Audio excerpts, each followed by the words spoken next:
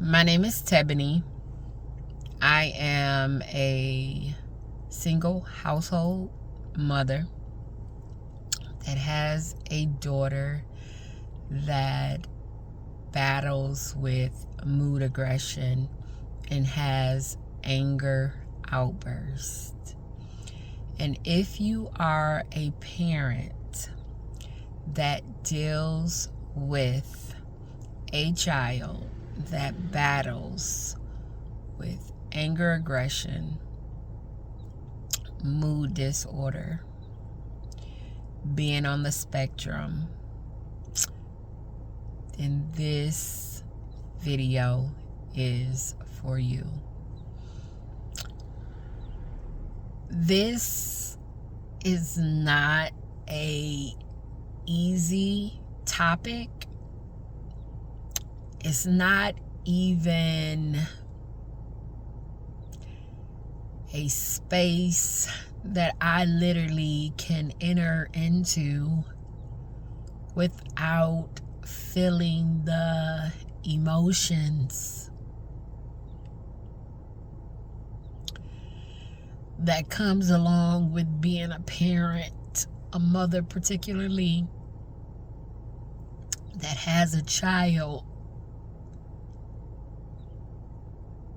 that battles. And it is something that you can't fix. That it just doesn't go away. It has been a journey. And I have learned that there are so many people that literally suffer in silence, that is in their home and they're walking on eggshells. And from being a parent that has showed up, that has literally put in the work, that have had to make some hard decisions, I feel like it is time to have the conversation. So if you see tears, if you see the shift in emotions, just know that these are areas that I know to only feel passionate about, but that I stand in every single day of my life. I am an entrepreneur. I have been for over 20 years. And from the things that my daughter and I have journeyed through, I've lost a lot. When my daughter has her episodes of the anger, aggression, the impulsiveness, a lot of times what that looks like is self-destruction. And if it's not self-destruction on her, then it is something that is mine. And it hurts. It hurts. But what I have decided was that I was not going to walk on eggshells, that I was not going to turn a deaf ear, and that I was going to sit, stand, kneel in these uncomfortable places that I've had to journeyed through. We have did equine therapy. We have did traditional therapy. We have done trauma therapy. We have done therapy. So giving you some backing so you can understand and know that I have not been an individual that has just sided and going to allow things just to happen without finding solutions and ways that my daughter can cope, utilizing her coping skills. We reside in the state of Texas, and if you don't know,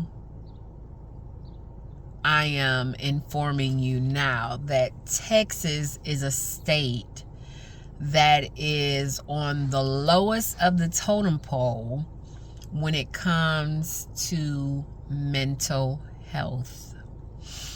So a lot of times what that looks like is a child now being in the system, such as juvenile, being in the system and not truly getting the help that is needed unless you have literally someone that is advocating. And so there has been times where I have literally had to now get out of just being in mom mode, and I've had to become an advocate for my daughter. I've had to step back and I've had to be a caregiver for my daughter. There has been times in the beginning where I've lost wind, where I was frustrated, where I was overstimulated. And that is because I was just looking at it from the lens of being a mother. And a lot of times when looking at it from just that lens, you will get consumed. You will get consumed. My daughter has been in mental health facilities that has literally dropped the ball, that has over-medicated her, that has, I feel, neglected. And so those are spaces to where I literally had to show up and advocate on behalf of my daughter. I have literally, I come from Michigan. I've been in the state of Texas for 9 years. I come from Michigan. And I know, somebody may be thinking like, oh, well, why don't you just move back? Why don't you just move? But when you have literally had to rebuild and you have took so many hits, it's very challenging to pick up and move a whole household. I have another daughter in which I am putting her through college. And my 14-year-old, she has so many talents, so many gifts. And so the things that I do is I try to put her in things that can now allow her to feel, because she feel like she doesn't belong. We've had to deal with suicidal ideation.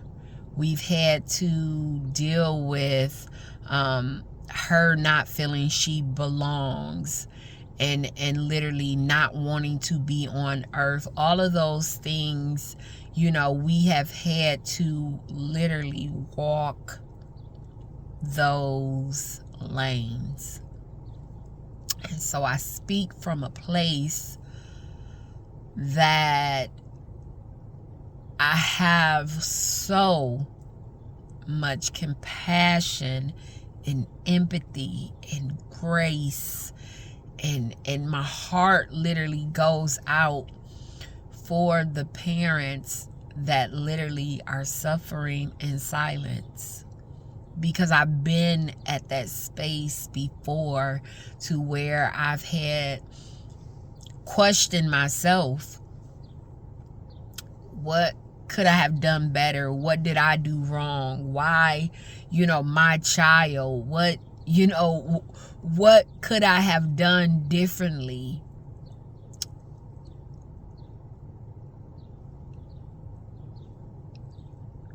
And all that I am left to bear is knowing that God, He gives His toughest battle to His strongest soldiers. And when I tell you, had I not held to God unchanging hands, I don't even know if I would be able to be here speaking to you guys. I've had a lot of memories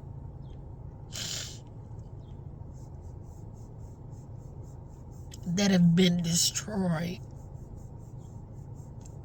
And God had to teach me to forgive and not be attached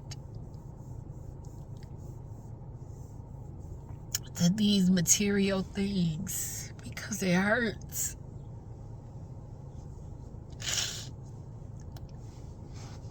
It hurts when you get calls, and I have literally gotten PTSD from my daughter being in school, and literally when the phone rings, I'm just like, oh my God, what?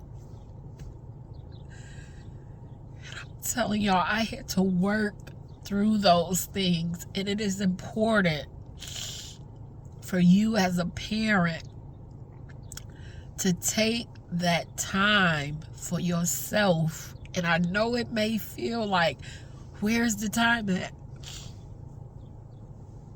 But it's important, because you will literally fall into depression. You will literally fall into depression and feel as if you're never going to come out of this rabbit hole. But when I tell you, God will give you a form of peace. There are so many people, especially being a black woman, a black mother, coming from the culture, right? And from where I am from, and the time that I grew up in, mental health was not as out in the forefront. And even with my mom, and coming from the era that she comes from, mental health is like it wasn't a thing. So a lot of times you can feel, I felt isolated, feeling as if I didn't have anyone to talk to, because they just could not understand Even with my other daughter, it was challenging from her to just understand, you know, why her sister was acting as this, why her sister was now doing this. And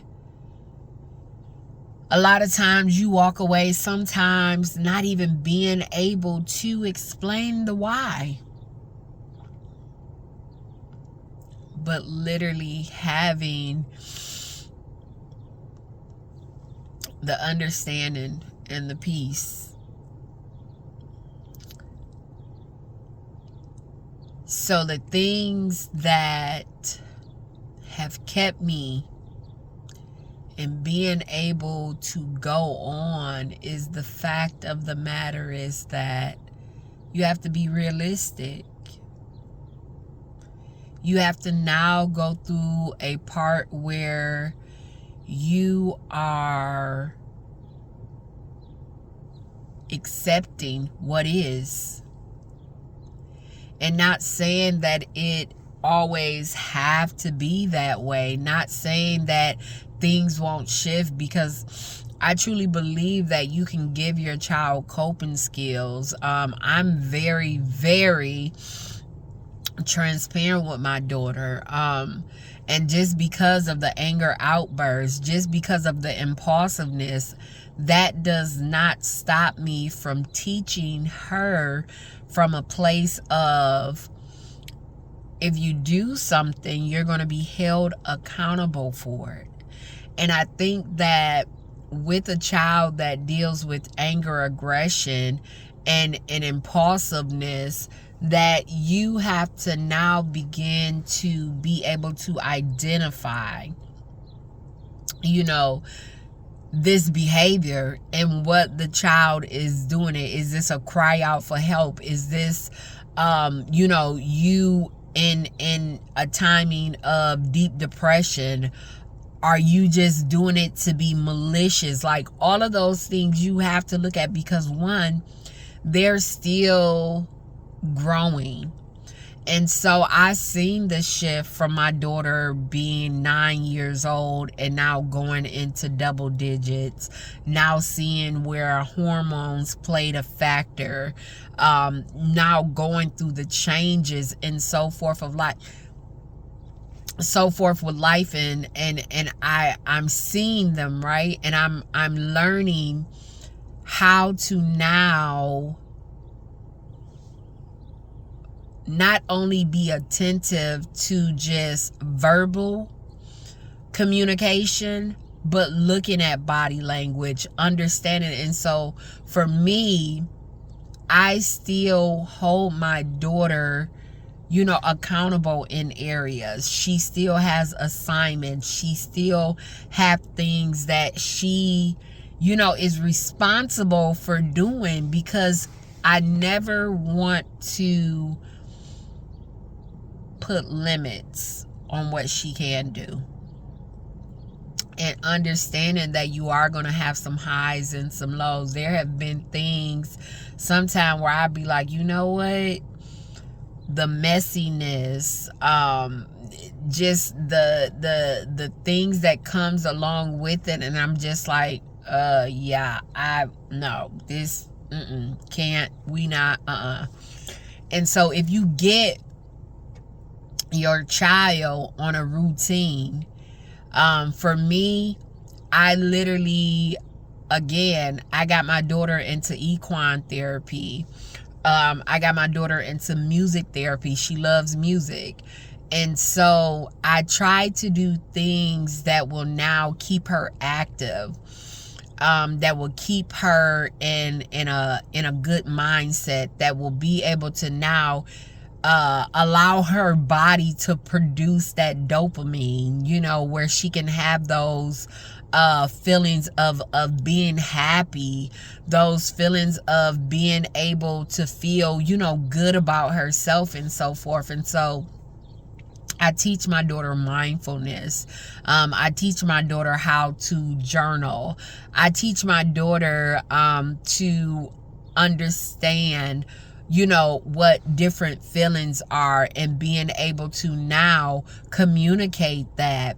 And so there has been a lot of spaces where she has used her coping skills and she utilizes them in the world. And then you have some people in the world that they don't take mental health serious.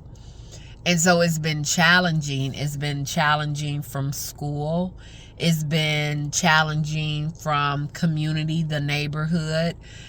It's been challenging, and you don't want to just push your child out there and kind of say, okay, well, my child has, mental health issues, so she's not able to really be at capacity with other children, because my child, she wants to feel wanted.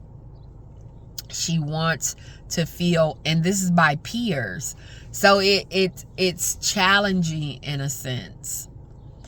But I wanted to literally share. I wanted to come on and speak on it because it's important. Because I feel like it's something that should be talked about. I went for a long time walking on eggshells, trying to be, to keep things down to a minimum where it won't trigger my child, where, it won't. But at the same time, I was doing a disservice to myself. And I think that it's very important that you still teach from a place of structure. You still teach from a place of, teaching your child what accountability looks like. You teach your child, regardless to what diagnosis that they have. And that's where you have to now understand that some things, that one person may have and operating full function in, that those may be the areas that your kiddo may lack in. In understanding, first of all, how do you feel about mental health? How do you feel about medication? I was a person to where I really don't like medication, honestly. And I went through a time, to where I was literally doing and practicing with the intentions of the holistic approach. But I would check in with my daughter, I would ask her, how are you feeling? And she had a lot of hard days. She had a lot of hard times, and so she came to me and she said, hey, Mom, I really think that, I want to go back on medication. And so we have to learn to hear our children, because this is something that they're operating in. This is something that they have to wake up and they have to deal with. So I think that it's important as the parent that you go out, and if you need counseling, to do counseling. I've done counseling sessions. I've done, things that have helped me now release a lot of tension, doing yoga, getting out, grounding myself, being able to now, journal and speak about it, because a lot of times we don't understand that when you have a child that is, experiencing these things, that it slowly but surely can suck your joy. It slowly but surely can suck your happiness. It slowly but surely can now shift your whole life, and you look up and you don't even realize it.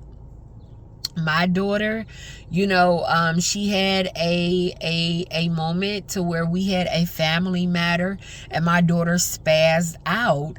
And from her spazzing out, the individual that it happened with, they were fearful. It was her sister. She was fearful. And so she ended up calling the police.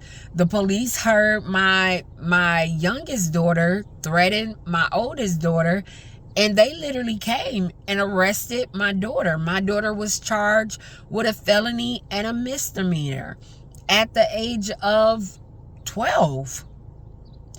And that was hard. That was hard.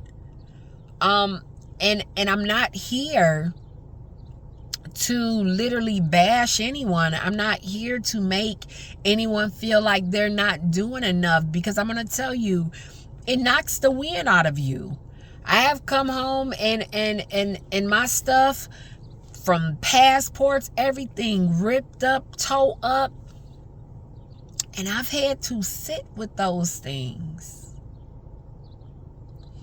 I look at it from the natural realm, and I look at it from the spiritual realm.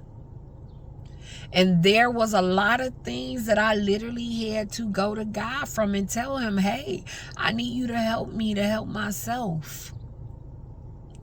Because how I'm feeling right now, listen,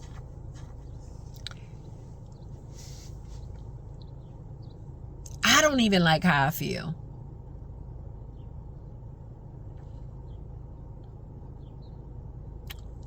But I'm here to tell you, your feelings are valid. Your feelings are valid. I think that it's important that you find a support system to where you can talk, to where you can create a safe space for you. And you're not wrong for feeling tired.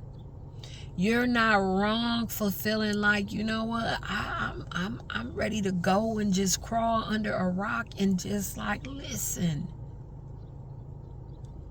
Because it's heavy. It get heavy. I have been affected financially.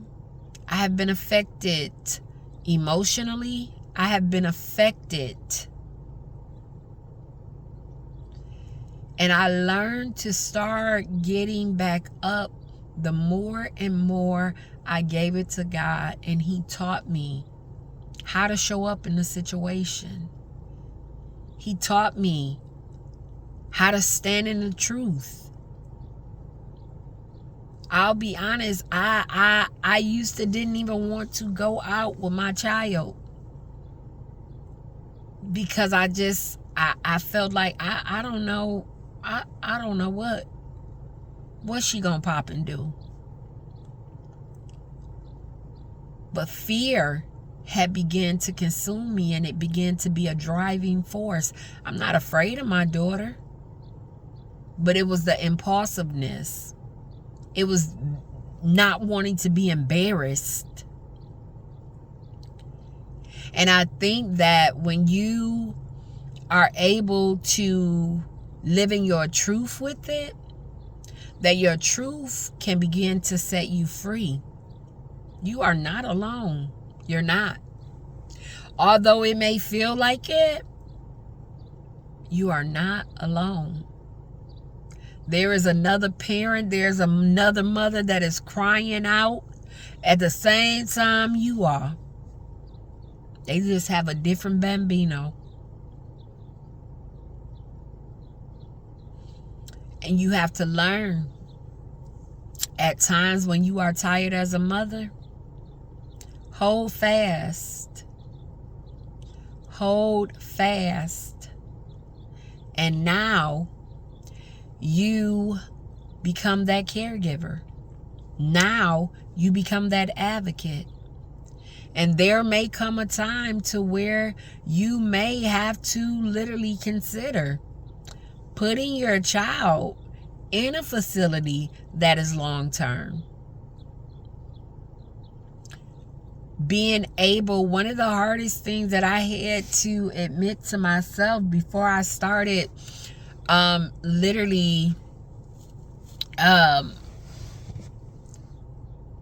getting my daughter into like equine therapy and just, you know, really just admitting is the fact of that I had to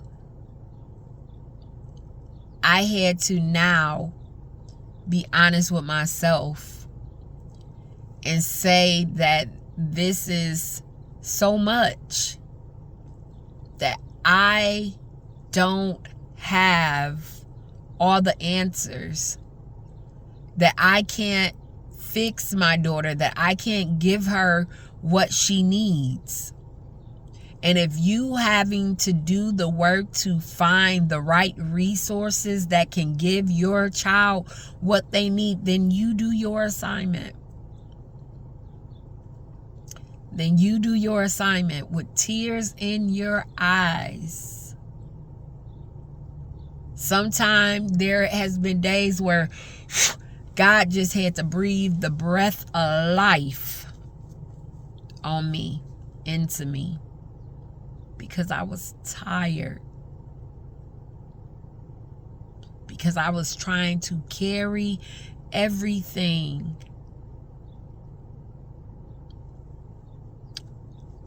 And I couldn't. And I felt myself sinking. I felt myself sinking financially. I had a brick and mortar.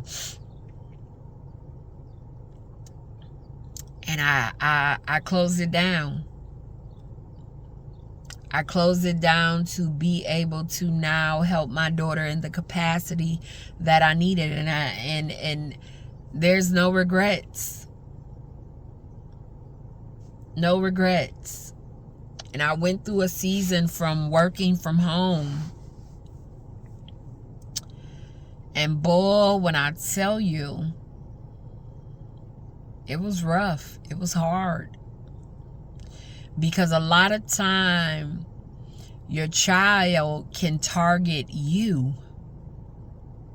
The person that is there. The person that shows up. The person that loves you immensely. And they can do some very hurtful things. And it take a minute.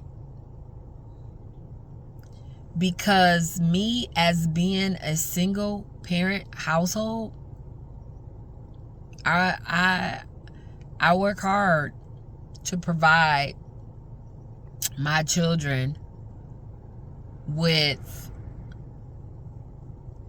a nice home,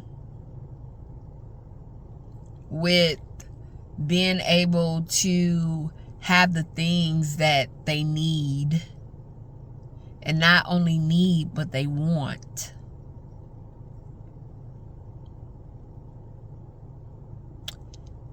And you don't always get the return, and that's all right. My whole thing is that I want to give my child a fair chance at having a future. That is my bigger picture. And as she becomes older, I am losing time. And so I am being intentional about the things that I am doing. And I am literally, you have to make sure that you have a listening ear. You have to make sure that you are writing names down when you're talking to people. You have to make sure that these things are literally being done, because you want to make notes. Because when you are outsourcing with resources and all of this stuff, you get some people that they could care less that they're working a job, and they could care no never mind. And I've had to literally learn to come with a listening ear, with knowing that some will only give my daughter so much.